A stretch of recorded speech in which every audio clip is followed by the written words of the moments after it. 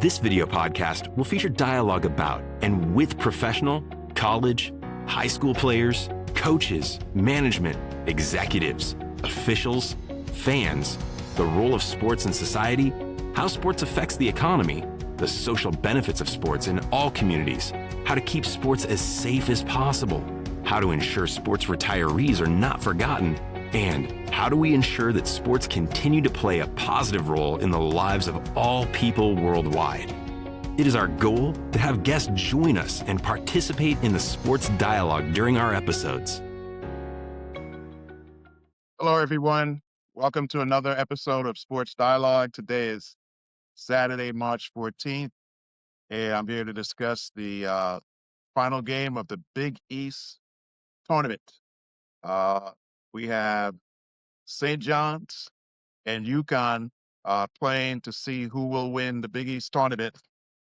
Starts at about 5:30 Eastern or so.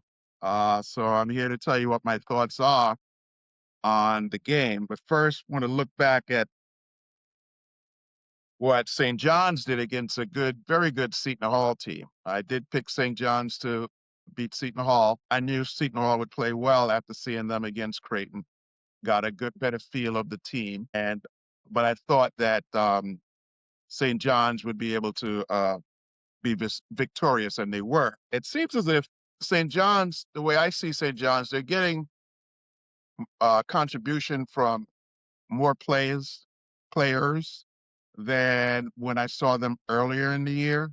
It's not just Zuby and Bryce. You know, we have different players stepping up. And for instance, against Seton Hall, Bryce Hopkins was in double figures with 11 points. Zuby Ejiofor had 21 points, and Sellers had 11 points. And then they had contributions from Prey, 8 points. And then Darling had 9 points. So, you know, a point or two more for Prey and Darling. They're in double figures. So they're getting, and Mitchell pitched in with 6. So they're getting timely buckets from a variety of individuals. And that's a good sign. So they meaning St. John's, did shoot 50% field goals. And as I explained on a prior episode, that just means if they took 10 shots, they made 5. So that's what the 50% is. And from 3-point range, they shot 35%. Their free throws were 59%, St. John. So that's not, you know, in a big championship game, they have to shoot a better percentage from the free throw line. 59%, it probably will hurt you. You're leaving points on the table. But I thought St. John's played well. Obviously, Seton Hall, kind of scrambled a little bit, kind of put a little pressure on St. John's. But St. John's withstood the pressure.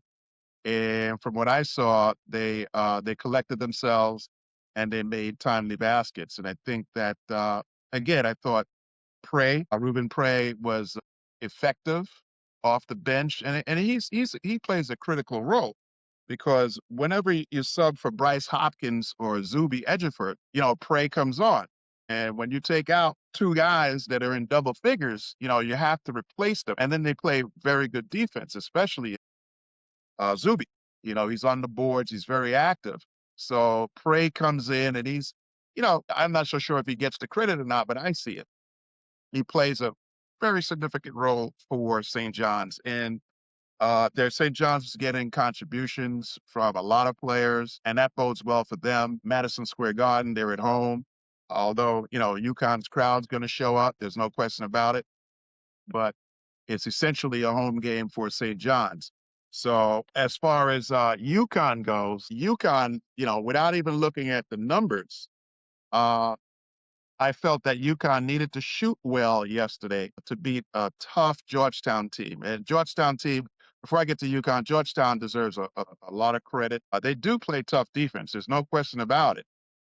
Their coach said that they'll guard you, and they did. I saw that, you know, when UConn is running their offense, their system, it was tough to run because Georgetown extended out and made simple passes that are generally not challenged as much during the regular season, they challenged them. So it was very tough for UConn to get into their offense. And so give credit to Georgetown. They played well. They played hard. I think their future is bright. They have a good coach, and the players respond to the coach. So, just want to tip my hat to Georgetown. As far as UConn, I felt that we just needed to shoot a lot better. UConn did not shoot well. Mullins had 21 points. He shot well. And I did say in a prior episode that, you know, I felt he's due for a 25, 30-point game. He had 21. And so he did well. And Demery was in double figures with 10. But, Alex Caravan, who's a great shooter, had 7 points. Tyrus Reed was in some foul trouble. He had 6 points. Solo Ball had 7 points. Jaden Ross pitched in 8, and Eric Reeby pitched in 8. So they were close to double figures. But when you're talking about Caravan, you're talking about Reed, you're talking about Solo Ball.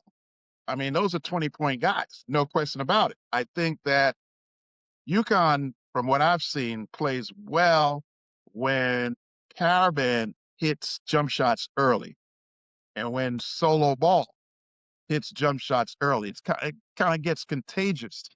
The team responds real well. And certainly when Reed down low gets it going offensively with Caravan and Solo hitting jump shots, and then you see Demery step up, Mullins step up, and Jaden Ross step up. Just everyone kind of gets ignited when Caravan and Solo Ball, who are two veterans, when they get going.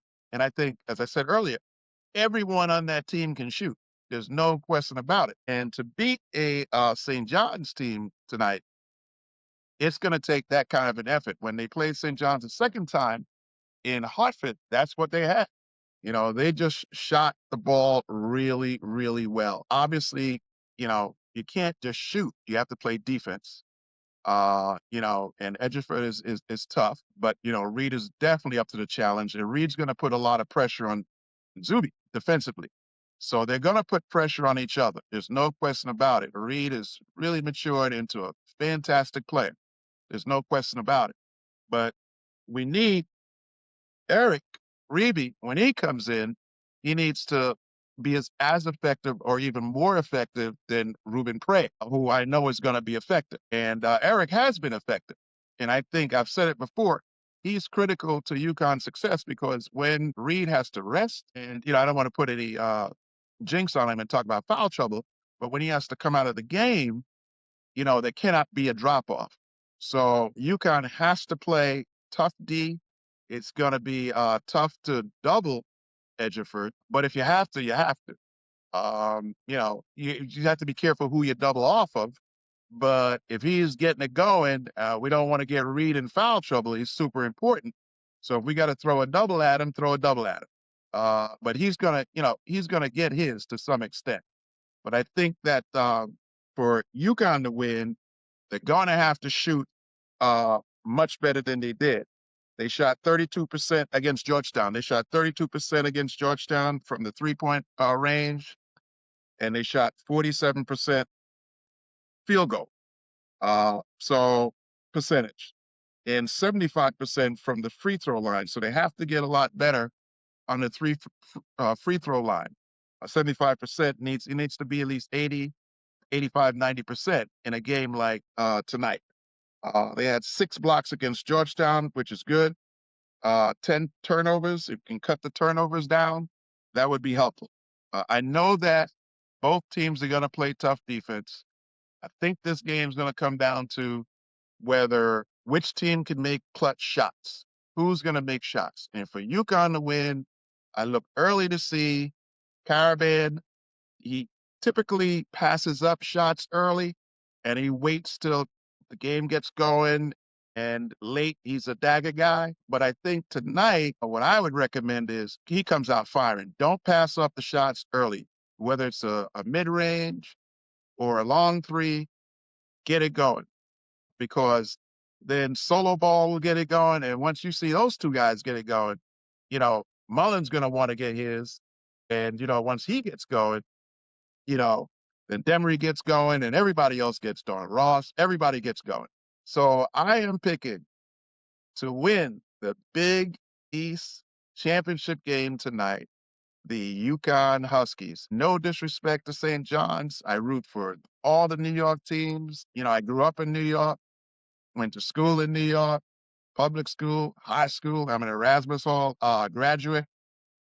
I'll talk about my Erasmus Hall days on a future episode. I played football for Erasmus Hall. A lot of friends in Brooklyn. I went to school at Wagner College, as I mentioned before. So I'm a New Yorker at heart. But tonight, I am going with the Yukon Huskies.